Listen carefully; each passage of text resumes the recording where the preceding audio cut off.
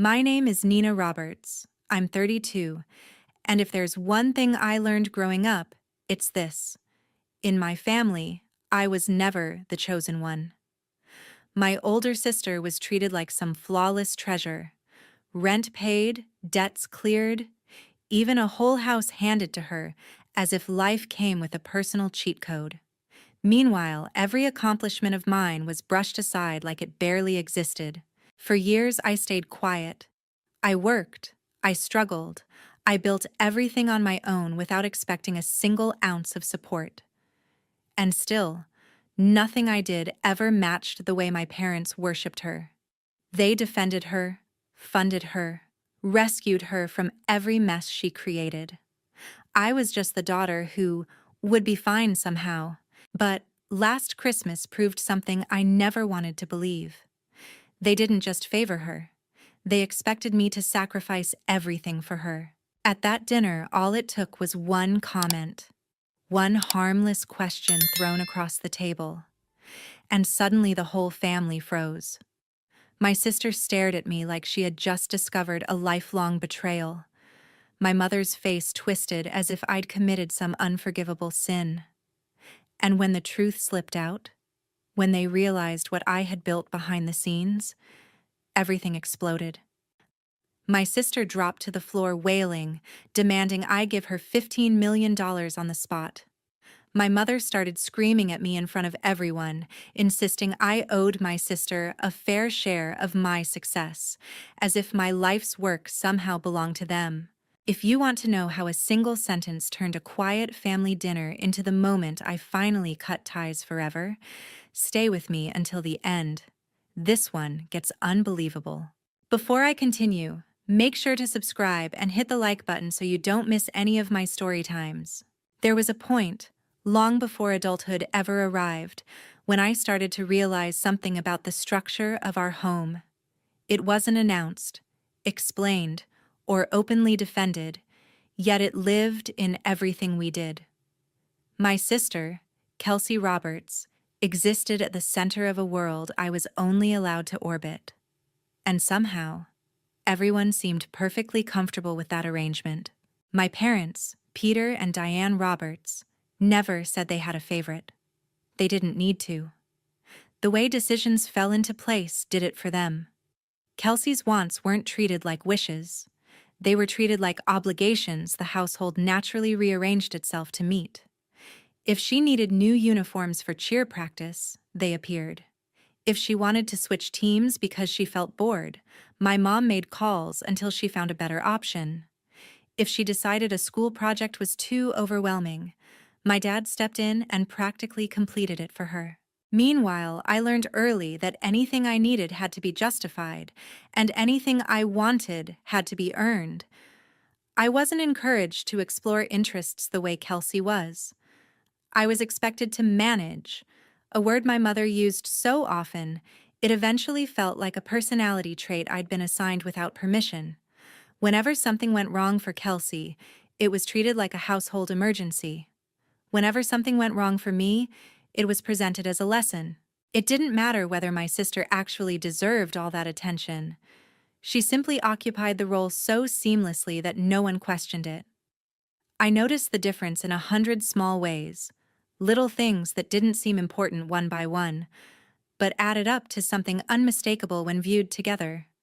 If I brought home a good grade, it was met with a polite nod. If Kelsey brought home an average one, there was a congratulatory dinner.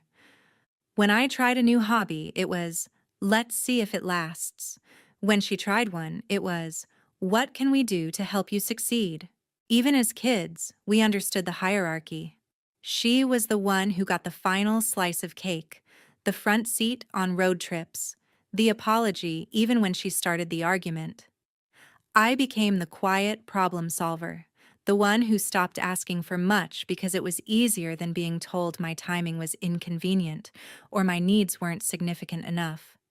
Silence felt less painful than disappointment. The strange thing is that I don't remember resenting her. Not at first. I remember watching her glide through childhood with a confidence that came from being constantly reinforced. and I remember wondering what it felt like to live without the sense that you had to justify your existence. I wasn't jealous of her advantages. I was jealous of her certainty. She walked through our house as if the walls themselves leaned toward her. I learned to move without making noise. Our aunt, Wendy Flores, was the only person who ever hinted that the dynamic was unusual. She once looked at me for an extra second too long, as if she was trying to translate a sentence she wasn't sure she should say out loud. She never interfered, never tried to overturn the system, but her eyes held the kind of understanding I didn't receive from anyone else. Sometimes that single look was enough to remind me that I wasn't imagining things. The older we became, the more natural the imbalance felt to everyone else. My parents didn't seem to think they were making choices. They acted like they were following gravity. And every time I adapted, every time I swallowed a need or redirected my hopes, the whole structure tightened into something more permanent. By the time adolescence ended, the roles were so established that reversing them would have felt like rewriting a family biography. Growing up that way didn't make me angry. It made me independent. But beneath that independence, something else quietly formed, an awareness that if I ever wanted anything meaningful, I'd have to build it myself. No one was coming to rescue me, praise me, or cushion my falls. I learned to carry my own weight long before I ever knew how heavy that weight would become.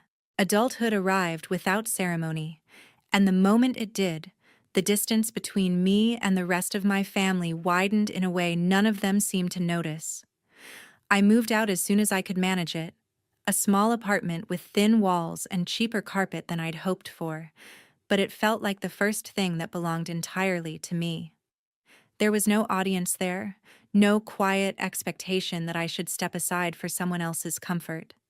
For the first time, I could hear my own thoughts, without adjusting them to fit a household hierarchy. College wasn't a grand transition. It was a series of long shifts, late assignments, and quiet determination. I enrolled at a community college because it was the only option I could afford, then transferred to a state university when I'd saved enough to handle the tuition. Every dollar mattered. Every hour worked had a purpose. I kept a schedule taped above my desk with color-coded lines marking classes, job hours, and study blocks. Structure was the only thing that kept me from spiraling under the weight of constant responsibility. While my world revolved around stretching $20 groceries into a week's worth of meals, my sister's path unfolded like a curated brochure. My parents secured her an off-campus apartment with rent covered in full. They furnished it too, insisting she needed a comfortable environment to focus. When she switched majors 3 times, each time because a new interest sounded exciting, they reassured her that exploring options was normal. She had the freedom to drift, and no one questioned whether drifting had consequences. I understood she wasn't intentionally taking anything from me. The imbalance wasn't her creation, but she never rejected the benefits of it either. That part stung more than I wanted to admit. She accepted every safety net as if it were an expected part of adulthood rather than an advantage few people ever receive. Meanwhile, every decision I made required calculation. Every setback meant something else would have to be sacrificed. During those years, I held multiple part-time jobs: check-in clerk at a fitness center, cashier at a pharmacy, later a night shift receptionist at a logistics warehouse. The warehouse job paid slightly better, and that was enough motivation to stay even when exhaustion followed me like a shadow. Some nights, I caught myself staring at the computer screen, wondering how other people found space in their lives for rest. But pushing through that period did something important. It taught me how to function without a safety cushion, how to move through challenges without expecting anyone to catch me. Independence wasn't a personality trait anymore. It was survival. My parents rarely asked how I managed. Their questions were polite but distant, the kind you ask a neighbor rather than a daughter. Whenever conversations happened, they centered around updates about Kelsey, her social life, her classes, her ambitions. She always seemed to be in the middle of a transition, and each transition required another round of support. I listened quietly, offering nods and acknowledging comments, because interrupting would only lead to reminders that your sister has a lot on her plate. I never argued. I'd learned long ago that arguing didn't change anything, it only labeled me as difficult. As time passed, the contrast between our trajectories grew sharper. I graduated with loans I'd have to chip away at for years. She graduated with none. I moved into a slightly larger apartment that still required budgeting down to the cent. She moved into a townhome my parents financed to help her get started. They called it a practical investment. I called it another chapter added to a pattern that had been cemented long before either of us reached adulthood. Despite everything, I didn't resent the distance forming between us. If anything, I welcomed it. Building a life on my own terms gave me clarity. Every setback taught me resilience, and every small win felt earned in a way nothing from childhood ever had. The further I moved from the gravitational pull of our family dynamics, the more I understood that independence wasn't loneliness, it was freedom. As the years shifted, a new clarity formed in the quiet parts of my routine. It didn't arrive through a sudden inspiration, but through long nights at the warehouse, watching shipments move in patterns the rest of the staff barely noticed. I became fixated on the inefficiencies, delays, misplaced items, outdated tracking systems that forced workers to rely on patchwork solutions. Something about the chaos felt fixable, and the idea followed me home each night until it settled into something larger than curiosity. I didn't have funding, connections, or family support, but I had discipline. That became the backbone of everything I built afterward. I started teaching myself basic coding after work, using free tutorials and a borrowed textbook. The learning curve was steep, but each concept pushed me forward. I treated every small milestone like proof that I could turn this interest into something tangible. Eventually, I created a simple prototype, a bare-bones system that could streamline internal routing. It wasn't impressive to anyone else, but to me, it was a doorway. I tested it relentlessly, adjusting functions, rewriting sections, documenting every bug. My apartment became a hybrid of workspace and storage unit, and the glow of my laptop stayed on long after the building fell silent. During that period, I made a deliberate decision. I wouldn't tell my family anything. Their pattern was predictable. If they knew what I was doing, they would ignore it until it benefited them.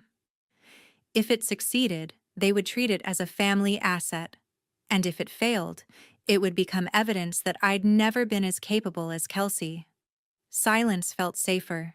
While my days were shaped around progress, theirs were still shaped around my sister. My parents kept praising her ambitions, even when those ambitions changed every few months. She drifted between job prospects without urgency because she knew the safety net beneath her would always hold. I watched from afar as she received temporary support that lasted years. My mother described her as finding herself, a phrase I learned to interpret as still waiting for someone else to solve things. Meanwhile, I registered my company, NR Logistics Software, LLC, and began pitching a functional version of my system to small businesses. Some rejected me, some didn't understand the value, but a few listened. A small distribution center became my first client, and the moment they agreed to implement the system, something inside me shifted. It wasn't pride. It was validation. The rare kind that comes from earning ground no one offered you before. The workload became overwhelming quickly. I balanced freelance contracts during the day with system development deep into the night. My bank account fluctuated in uncomfortable ways, but the progress felt worth every sacrifice. There were moments I questioned whether the effort would ever amount to anything, but giving up never entered the equation. Too much of my life had been spent proving I could handle things alone. Quitting would have meant accepting the narrative my parents had always painted for me. As the company expanded, I began reaching levels of responsibility I never imagined. I hired my first contractor, then a second. I secured a modest office space on the outskirts of town, just big enough for 2 desks and a whiteboard covered in deadlines. I learned negotiations, invoicing, investor meetings, skills no one had prepared me for. Each challenge became another layer of armor. Throughout all of it, I remained invisible to my family. They assumed my life moved in quiet, predictable lines. Each time I visited, the conversation revolved around Kelsey's next plan, next expense, next reinvention. The distance between us was no longer emotional. It was structural. They didn't ask questions about my work, and I didn't offer answers. It was easier that way. Silence prevented expectations, assumptions, and intrusions. Growth didn't feel triumphant. It felt steady, earned, and private. For the first time, my life was built entirely on choices I'd made rather than the roles I'd been assigned. And even though no one else in my family recognized it, that difference mattered more than anything. As momentum gathered around the business, the pace of my life shifted into something I could barely recognize. The quiet structure I once relied on evolved into a relentless cycle of meetings, revisions, and decisions that carried weight I never anticipated. The company no longer felt like a side project. It had grown into a functioning machine fueled by expectation and potential. Each step forward demanded a new level of precision, and I adapted because adaptation had always been my default. Eventually, investors began approaching with interest that felt more serious than any pitch I had ever received. I met with each one cautiously, testing their intentions, evaluating whether their goals aligned with the integrity of the product. Success didn't feel like pride yet, but it felt tangible, something I could trace back to every night spent working through exhaustion. The acquisition talks began quietly. A mid-sized tech group requested a demo, then requested financials, then scheduled follow-up meetings that lasted hours. Every document I handed over represented years of discipline condensed into numbers and graphs. I kept my emotions controlled, not out of indifference, but because the possibility of something this large didn't feel real enough to celebrate. When the offer finally arrived, I reread the email several times to make sure I hadn't misunderstood it. They valued the company at $25 million and wanted to finalize within the quarter. The contract wasn't a surprise after the negotiations, but the number still felt surreal. I signed it alone in my office, surrounded by empty coffee cups and notes scribbled during late hours when I wasn't sure any of this would ever amount to more than an idea. There was no announcement, no triumphant call, no celebration. I saved a copy of the signed agreement, closed my laptop, and sat in silence as the weight of the moment settled into something complicated. I had never expected applause, but the absence of it felt sharper than I wanted to admit. Keeping it private wasn't a strategic choice. It was instinct. Everything in my upbringing had taught me that anything of value could be twisted into obligation if shared prematurely. So I said nothing. Not to my parents, not to my sister, not even to relatives who tended to treat information like currency. The success was mine, and for once, I wanted something in my life to remain untouched by the gravity of family dynamics. During that same period, my parents continued shaping their lives around whatever Kelsey needed. They refinanced part of their home to help her through what they called a transitional period. They covered bills she forgot to pay and praised her for working on stability, even when stability meant moving from one short-lived job to another. Their support was unwavering, and she accepted it without hesitation. I didn't resent the pattern. I had learned long ago that their choices had nothing to do with merit. They saw Kelsey through a lens that had been polished since childhood, and they saw me through a lens shaped by expectation rather than promise. Nothing I accomplished shifted their perspective, and I stopped wishing it would. As December approached, My Aunt Wendy Flores asked if I planned to attend the annual holiday dinner. She sounded genuinely curious, not probing. I told her I'd be there, and in her pause I could hear a hint of something. Maybe concern, maybe anticipation. She didn't know the details of the acquisition, but she knew I had been building something substantial. For reasons I couldn't explain, she was the only person whose reaction I didn't worry about. The night of the dinner, I drove to my parents' house with no intention of revealing anything. My goal was simple: show up, stay polite, avoid conflict, and leave early if things became uncomfortable. I didn't expect anything unusual to happen. I didn't expect questions I couldn't sidestep. And I definitely didn't expect the evening to shift in a direction that would unravel every remaining thread connecting me to that household. Walking up to the door, I felt none of the warmth typically associated with holidays, only a faint uncertainty about how the night might unfold. Stepping inside the house that evening felt strangely familiar, yet distant enough that I could sense how much I'd changed since the last time all of us shared a room. The decorations were already up, arranged with the same precision my mother always insisted on, and the usual noise of holiday chatter filled the background. Nothing about the environment hinted at the shift that would soon divide everything along a new fault line. I moved through the rooms with practiced caution, quietly acknowledging relatives and offering polite smiles, careful not to linger long enough for anyone to press for details about my life. Most interactions were surface level, and I preferred it that way. Avoiding attention had become second nature, especially in settings that revolved around old roles I no longer fit into. Dinner began with the predictable rhythm: plates being passed, questions directed toward familiar topics, and plenty of praise for whatever updates my sister shared about her current plans. I listened without comment, recognizing the dynamic as one I had learned to navigate long ago. The evening could have continued that way without disruption, if not for the one person who had always seen more than the rest. My Aunt Wendy Flores waited until the table settled before turning her attention toward me. She didn't raise her voice or make a show of it. She simply asked how my work had been going, phrasing the question with a tone that held more knowledge than curiosity. Her timing was deliberate, and in that brief silence after her words, I sensed the room shift.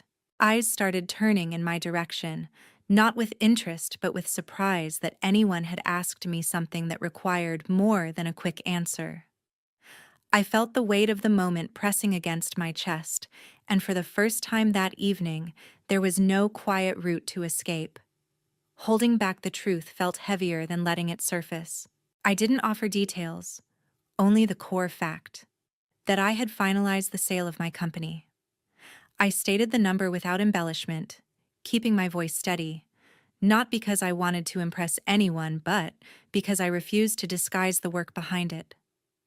The table fell into a silence so complete it felt unnatural.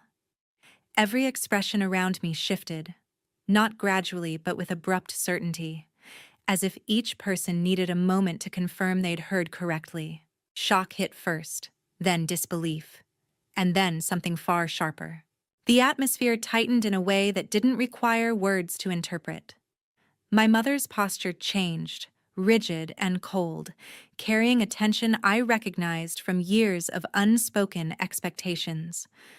My father froze completely, his reaction so still it felt like a contained collapse. But the most jarring shift came from my sister. The expression she wore wasn't confusion or curiosity. It was a kind of panic that came from seeing a world she relied on tilt dangerously out of place. Her reaction built quickly. The quiet shock dissolved into visible agitation, her breathing unsteady as the number settled into something she couldn't rationalize. I could feel the energy around her collapsing, as if the stability she'd always assumed was now slipping through her fingers. The entitlement that had followed her since childhood didn't vanish, it surged. The realization that I had built something so substantial without their awareness scraped against the narrative she'd always lived inside. The tone of the room shifted further when judgment replaced silence. Expressions hardened, Questions formed behind narrowed eyes. None of it needed to be spoken aloud for me to understand the accusations gathering around me. They weren't impressed. They weren't proud. They were incredulous that something significant had occurred without their permission, involvement, or benefit. What unsettled them wasn't the success itself. It was the independence behind it. The idea that I had built a future that didn't pass through their approval threatened the structure they'd upheld for years. My sister's distress deepened as she processed the implications, and the tension spreading across the table made it clear that every unspoken assumption in our family had been abruptly overturned. Their reactions were not about the number I'd said. They were about what that number meant in a household that had never expected me to matter. What followed did not explode all at once. It unfolded in quiet stages, the way a crack spreads through glass long before it finally shatters. Life went back to something that looked normal from the outside, but underneath, there was a constant sense that something was moving just out of sight, pulling at the edges of whatever was left between me and that house. The first sign came in the form of an alert from my bank. It was the kind of message I normally skimmed and deleted, but this one held numbers that did not belong to any plan I had made. Large transfers had been attempted from accounts linked to my name toward a destination I did not recognize. None of them had gone through, but they were close enough to feel like someone breathing on the back of my neck. When I called to verify the activity, the details they were allowed to share lined up with information only a narrow circle could have known. Security questions I had never given to anyone else had been answered. Contact information connected to my family address appeared in the log. No one at the bank said the word, but the implications sat there between the lines. Someone with access to my history had tried to turn that knowledge into opportunity. The realization did not arrive as a sharp burst of anger. It came as a slow, sinking heaviness, like discovering that the floor of a house you once trusted had been hollow for years.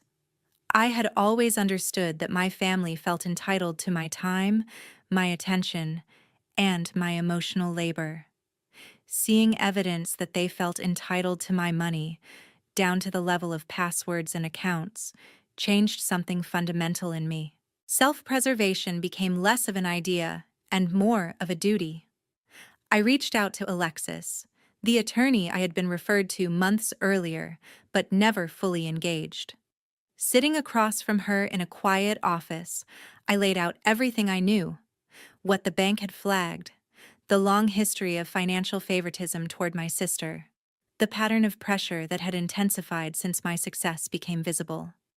She listened without flinching, then began outlining the steps needed to protect what I had built. Through Alexis, I brought Ryan into the picture to untangle the financial threads. He built a clear record of how much support had flowed toward Kelsey over the years, how often my parents had stepped in to absorb her mistakes, and how completely my own path had been separate from that safety net. Seeing the numbers lined up on paper made the imbalance impossible to frame as imagination or sensitivity. It was structure. It was proof.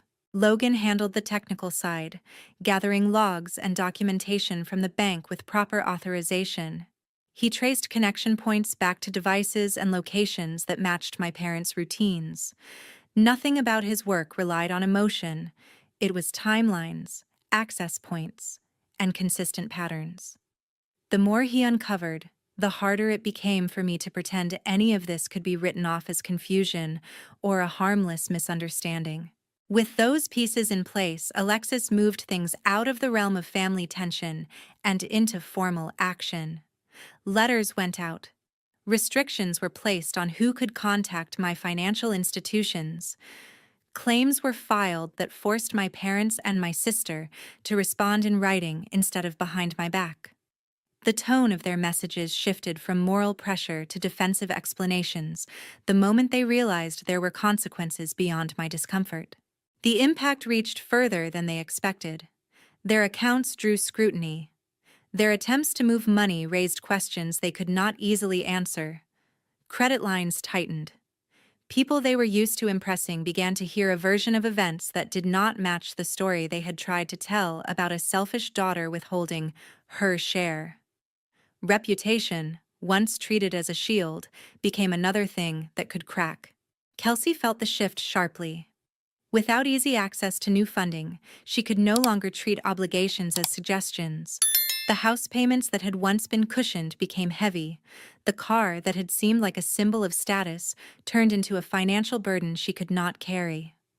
Selling things she once took for granted was not revenge from my side. It was a natural outcome of living without someone else's resources quietly filling the gaps. As all of this moved forward, I made quieter changes of my own. I moved to a different place, one that carried no shared history and no expectation that I would drop by out of habit. I tightened my circle to people who saw me as a person, not as a reservoir to draw from. I put more of my energy into work that mattered to me, mentoring others, supporting projects that aligned with the values I had carved out on my own. Cutting contact was not a single moment. It was a series of choices, ignoring calls, letting messages go unanswered, blocking channels that had once been open by default. There was grief in that, but it was the kind that comes from finally admitting a truth you have resisted for too long. I was not walking away from a loving support system. I was stepping out of a structure that had always required me to shrink so someone else could feel big. Looking back, what happened with the money is almost the least important part of the story.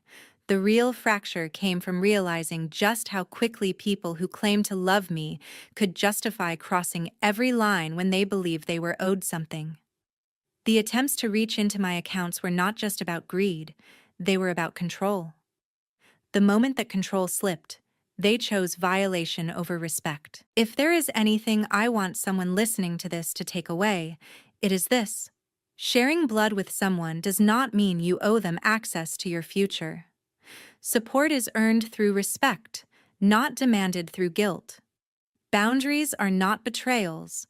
They are the only way to protect what you fought to build when no one else believed you would build anything at all. I did not cut ties because I stopped caring. I cut ties because caring had turned into a weapon in their hands, and I refused to let them use it to claim a life that was never theirs to own.